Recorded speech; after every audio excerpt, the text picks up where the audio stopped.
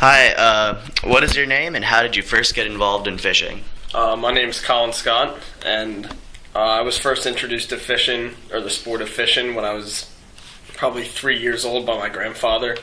And it's something that I grew up doing my whole life, and it's something that I just fell in love with. So you mainly a recreational fisherman, or have you delved into commercial fishing at all? All recreational. So, what are some of the main reasons that you go fishing? What are your most favorite and least favorite things about it? One of the main reasons is just a stress reliever. It's a hobby, and it's a hobby, and it's something I've been passionate about for my whole life, and it's just something I enjoy doing. The best parts, I don't know, it's just spending time with good people and learning from other fishermen, and there's not too many bad things about it. Solid. So, can you describe in general the kinds of fishing that you do in the Pinellas County area? What types of fish do you usually catch around here as well? In St. Petersburg or Pinellas County, we do a lot of snook fishing, shark fishing, and grouper fishing. Solid. So, what are your favorite spots that you go to around here, and why do you like them? Around this area, spots that we usually look for would be inlets or jetties or any sort of structure in the water, because that's typically what will attract the most fish. Gotcha. So, you already answered that one. How do you feel about the future of fishing in this region? Fishing has been a huge part of the economy and the state of Florida for as long as I can think of, so I think that it's only going to get bigger from here. I think that fishing is going to remain how popular it is. So, some people say that fish stocks are declining in Florida, and other people say they're doing fine or even increasing. So, what do you think? And also, if there's any specific examples you'd want to point out, feel free to do so. I think in general, I think there may be a slight decline in fish populations as the years goes on. Mostly because of illegal fishing and illegal poaching, because no matter how many regulations there are and how strict the law is about regulating these fisheries, there's always going to be illegal poaching, and I think because of that there's always going to be a constant decrease. So you feel if the regulations in place were all followed correctly by everyone, that the fish stocks would be doing well or even increasing? Yes, because that's the goal of them. Gotcha. So you think all the regulations are good as they are? They don't need to be improved upon? Yes, for the most part. Solid. So how do you feel about the water quality around here? I think the water quality is great around here. I haven't seen any issues with it. Good stuff. So how often do you like to eat the fish that you catch when you go out? We usually don't kill fish that often. I don't know, maybe once every few months we'll catch and eat a fish, but I prefer to catch and release. So I guess that answers the other question. Do you sometimes share your catch with anyone, like friends or family? Probably Yeah. Just cook it up with the boys. Yeah. Good stuff. So what's your favorite type of fish around here that if you do bring them in that you'll eat? To eat, my favorite would probably be grouper. Same. Grouper here is really good. Yeah. So I asked you that one. What do you think some of the main challenges or problems in regulating fisheries are? As I said before, illegal poaching and illegal fishing. This issue is going to occur no matter where you are, no matter how strict the laws are. So I think that's the most prominent issue in fishing. So if you had the opportunity to make any changes to fishery regulations, is there anything that you would change? One thing I think I would change would be the harvesting of breeding fish. So the largest female fish of which are going to give birth, I don't think should be legal to harvest in any situation. Those are the fish that we rely on to provide the populations and to allow them to grow. So like an example in New Jersey is the striped bass. You're allowed to kill one fish above 43 inches, which is a typical female breeder fish, and I don't think that should be allowed. Solid. So What are the differences in regulations between New Jersey and Pinellas County? New Jersey, well, that basically just depends on the type of fish and the season. So New Jersey and Florida are completely different areas, completely different locations. There's different types of species of fish, and the seasons are completely different. So I think it just depends on what kind of fish there are. All the fish are going to differ in their breeding seasons, and for the most part, it's just time differences and amount of fish and variety of fish too. Solid. So what are the different fish populations or stocks between the states? You can just name like the most major one or the So top yeah, two. for New Jersey, typically in the summer we'll catch flounder, striped bass, trout or weak fish. Florida, there's such an immense variety of fish here. There's some examples: grouper, snook, redfish, but there's just such a bigger variety of fish in Florida than there is in New Jersey. So I think that the regulations in Florida and the laws are much more strict down here. So is there any different catching methods that you use from state to state, or do you usually just go long line? Or the techniques that we use differ almost every time we go fishing. There's something that can be changed or something that we can do differently to catch fish. For the most part, we use the same techniques up and down the coast. Rod and reel typically, whether it be using artificial bait or just regular live bait or something like that. For the most part, the techniques will be pretty similar. And are there any changes in commercial fishing that you've noticed throughout your time fishing? Or in commercial fishing, there's definitely been a big difference over the years. Some people are killing a lot more fish than they've been able to before, and some people are not allowed to kill nearly as many fish as they've been able to before. Commercial fishing, I think, can be seen as a big issue because of the immense amounts of fish that they are allowed to kill.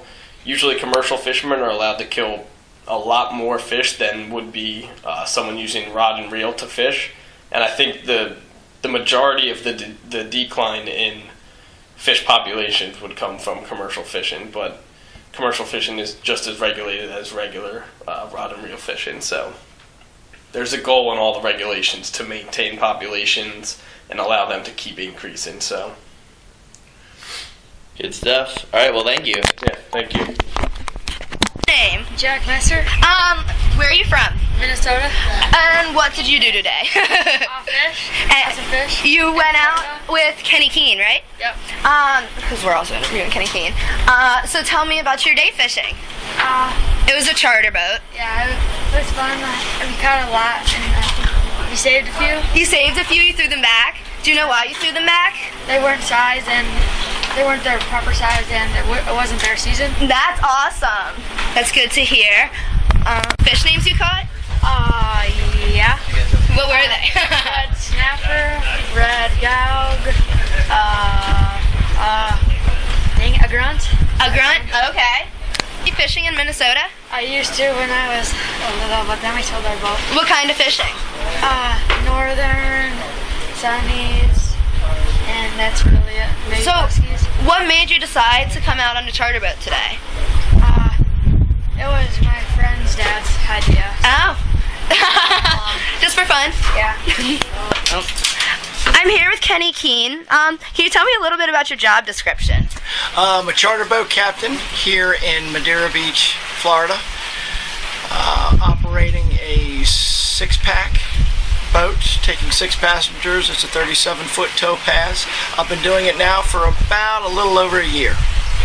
And have you ever been in commercial fishing? Yeah, I spent the majority of my life in commercial fishing on the Chesapeake Bay as a commercial waterman, probably 25 plus years, crabbing, oystering, fishing, and was pretty good. How did you first get involved in fishing? My grandfather was a fisherman in the Delaware Bay. He was a drift netter. That's when they used cotton drift nets, if you can imagine that. And I just followed the water and kind of in his path. Can you explain how a typical charter usually goes? Yeah, a customer will either sign up on the website or will come down and meet me personally. We're in a pretty high high traffic area, foot traffic area, and they'll usually see me on the boat, cleaning the boat or working on it, and ask me if I'm booked, and I usually end up getting the majority of my charters in that way. Can you tell me about the different types you fish for? Oh my gosh, we do slow trolling for Spanish mackerel, slow troll for kingfish. We mostly fishing here in the Gulf of Mexico is reef fishing. What we do is we anchor up on particular reefs, we maneuver the boat just right, and we bottom fish. Gosh, anything from red snapper to mangrove snapper to grunts to porgies. You can also chum for king mackerel and Spanish mackerel at the same time. How do you feel about the future of fishing in this region? I believe that the fishery managers are doing a pretty good job. Being new to the area has enlightened me a little bit on the process, which is it differs from region to region. They do have a pretty good handle on it. We threw back an awful lot of nice fish today just because they weren't in season. But if everything was in season all the time, there wouldn't be any fish. So I believe the fishery managers are doing a pretty good job here. And how would you compare that to the Chesapeake Bay program? Because I know they are using a lot of ecosystem-based management, and it's been very successful. So do you think that they're like using ecosystem-based management here? Yes, they have a lot of forage fish here that they don't allow harvesting of. So when you leave the forage fish in the water, that brings in the bigger fish, and that gives them something to eat, and basically they don't starve to death. One thing we found out in the Chesapeake Bay is when we were harvesting the menhaden in the bunker to extreme levels, that the striped bass were actually not being able to eat. So instead of eating menhaden, they were eating crabs and eating each other. I just did actually fisheries profile for this class on the history of striped bass from starting in the 70s. So some people say that fish stocks are declining in Florida. Oh, okay, I'm going to cancel that out because you pretty much already answered. Would you think they're increasing in size? The fish here? Mm-hmm. Yeah, so I think the overall abundance is very sustainable and steady. It fluctuates, of course, with weather, and you have different spawns, and there are going to be times when you're not going to catch as much, and there's going to be times when you're going to catch a load of them. So, I mean, it's part of Mother Nature. Are there some type of fish stocks that are doing them better than others, and why do you think that is? I believe red snapper is really making a good comeback, although they are putting restrictive measures. Yeah, it's interesting because I know they're highly fished. But they need to do that, and if they open the fishery up, everybody that's got an outboard motor is going to catch a boatload of them. So it's just as good that they have restrictions on them that they do. Do you think that there's any fish stocks in Maryland that are declining? You know what? Doing better than others? I don't know. I think that Maryland's doing a pretty good job. They manage their striped bass on a commercial and a recreational basis, and the Department of Natural Resources, as well as the federal government, federal fisheries managers are doing a pretty good job. And then how do you feel about the water quality around here? Water quality in the back bays is in Tampa Bay. We do get algae blooms in the summertime, but last year we didn't have any, and this year could be a different year. It changes from year to year. And then, so how often do you eat fish? How often do you eat fish that you catch? I could eat fish every day of my life. We know. My lovely bride, my wife, she's not a real big fish eater, but I am, and I eat all the fish that comes out of the Gulf of Mexico. Wow. Do you sometimes share your catch with anyone, like friends or family? We know you do. Yeah, absolutely. And sometimes when I'm out there and I'm catching fish, I have friends now that actually call me and say, "Kenny, are you catching any fish?" And I say, "Absolutely. Come on over and catch them." You know. What are your favorite types of fish to eat? Red grouper. I love king mackerel, and I love Spanish mackerel. I'm from the north, so I like an oily, full-flavored fish. Is catching fish helpful in terms of saving you money at the grocery store? As far as sustainability, and yes, I would say it does once in a while, but then again, if you factor in the fuel and the cost of bait and everything, $4 a pound fish could turn into a $30 fish. You pretty much already answered how you think their regulations are working here. What do you think the main challenges or problems in regulating fisheries? There's so many user groups, you've got commercial Stakeholders. You have recreational, and then you have the for hire sector, which is the sector I'm into, the charter boat and the head boat sector. And everybody feels they should get a little bit bigger piece of the puzzle, but it's divided up pretty evenly, and everybody gets a fair shake at it. The state of Florida has a tremendous amount of fishermen here, recreational fishermen. So it'd be hard to give more fish to one group or the other. And also, most fisheries here are year-round. I didn't know that. Yeah. Okay. Yeah, like not red snapper, but you can fish year-round. You're able to fish year-round just because the weather's so nice. What types of changes would you make to fishery regulations if you had the chance? I wouldn't change anything right now. Let's stay put. Let's stay the course, and let's see what happens. We've got to keep an eye on red grouper, and we've got to keep an eye on red snapper for the longevity of the species. Okay. In what ways do you feel that fishing contributes to the economy in this area? Oh my gosh, tackle shops, restaurants, bait shops, people catching bait. We actually have people that actually catch bait for a living, so it's extremely important for all the fisheries to work together out here.